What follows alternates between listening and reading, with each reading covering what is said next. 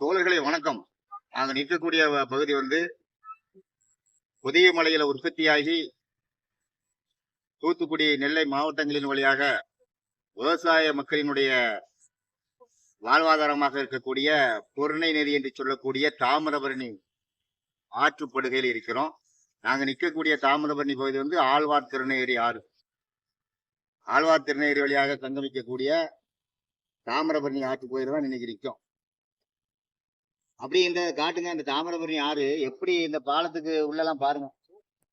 அவ்வளவும் இந்த உடைமரங்களை பாருங்க, ஆத்துக்குள்ள உடைமரங்கள். இந்த உடைய காட்டுங்க, என்ன இருக்குல்ல உடைமரங்கள் நிறைஞ்சிருக்கு.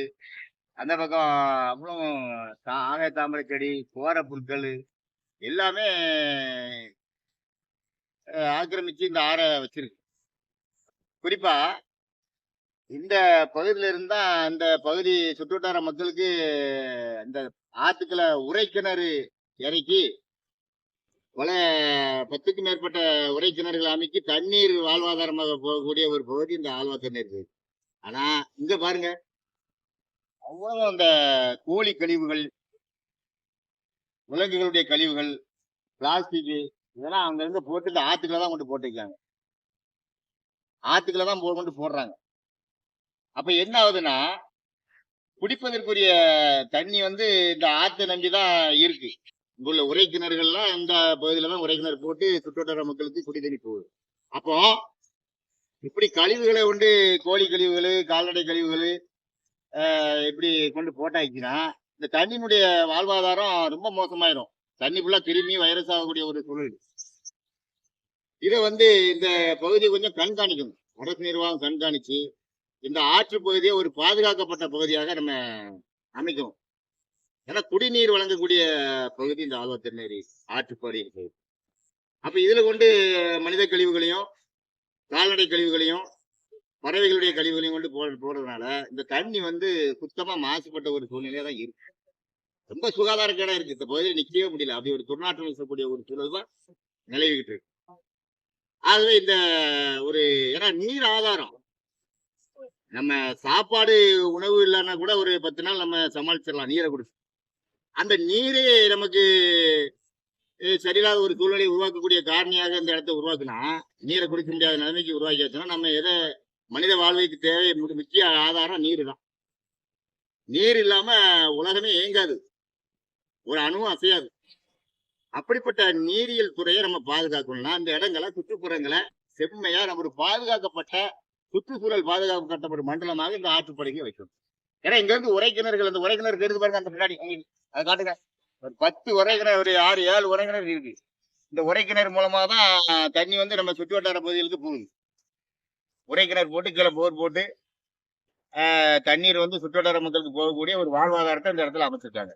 அப்படிப்பட்ட வாழ்வாதாரமான இடத்துல இப்படி குப்பைகளையும், பிளாஸ்டிக் கழிவுகளையும், கால்நடை கழிவுகளையும், பறவை இனங்களுடைய கழிவுகளையும் கொண்டு போட்டா, மனித கழிவுகளையும், இந்த நீரு ஒரு ஃபேக்டரியா வைரஸ் தொற்று உள்ள நீராக இன்னைக்கு மாறிக்கிட்டு இருக்கு. அப்ப என்ன ஆகும்னா, மனித இனத்திற்கு உகந்த ஒரு பயன்பாட்டு நீராக வழங்கக்கூடிய நீர் ஆதாரம் முழுமையாக கெட்டுப்போச்சு. அப்ப இதை உடனடியாக இனிமேலாவது கண்காணிச்சு இந்த ஒரு படுகைய, தாமிரபரணி ஆற்றுப்படுகைய பாதுகாக்கப்பட்ட, சுற்றுச்சூழல் பாதுகாக்கப்பட்ட ஒரு மண்டலமாக மாற்றுவதற்குரிய நடவடிக்கை அரசாங்கம் எடுக்கணும். ஏன்னா தண்ணி, நீர், ஒரு சிறு துளி நீர் வந்து எதற்கோ சமம்னு சொல்லுவாங்க. ஒரு துளி நீர் வந்து ரத்தத்தை விட ஒரு மனித மாண்பு உள்ளது நீர். அப்படிப்பட்ட ஒரு பேராற்றல் மிக்க நீரியல் துறைய நம்ம சிதறடிச்சுக்கிட்டு இருக்கோம். சுற்றுச்சூழலை மாசுபடுத்திக்கிட்டு இருக்கோம், நீரை கேடுபடுத்திக்கிட்டு இருக்கோம். அப்படிங்கிற ஒரு ஒரு தளத்துக்காக தான் இன்னைக்கு வந்திருக்கோம். இது அரசுக்கு தாங்க தெரியப்படுத்தணுங்கிறதுக்காக வந்திருக்கோம்.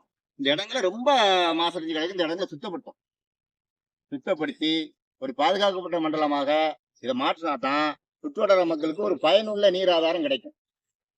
சுத்தமான ஒரு நீர் கிடைக்கும், மாசுபடாத ஒரு நீர் கிடைக்கும். அப்படிங்கிற கோரிக்கை அழுத்தமாய்க்கும். தமிழ்நாடு முதல்வர் ஐயா ஸ்டாலினுடைய கவனத்துக்கு நாங்கள் கொண்டு போறோம். உதயநிதி ஐயா அவர்களுடைய கவனத்துக்கு கொண்டு போறோம்.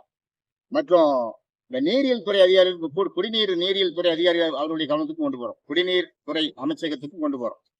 குறிப்பா இந்த ஆழ்வார் திருநேரி பகுதி வந்து திருச்செந்தூர் சட்டமன்றத்துல சேரணும்னு நினைக்கிறேன். இந்த திருச்செந்தூர் சட்டமன்ற உறுப்பினர் ஐயா மந்திரியா இருக்காங்க. அவங்க அனிதா ராதாகிருஷ்ணன் அவருடைய கவனத்துக்கு கொண்டு போறோம்.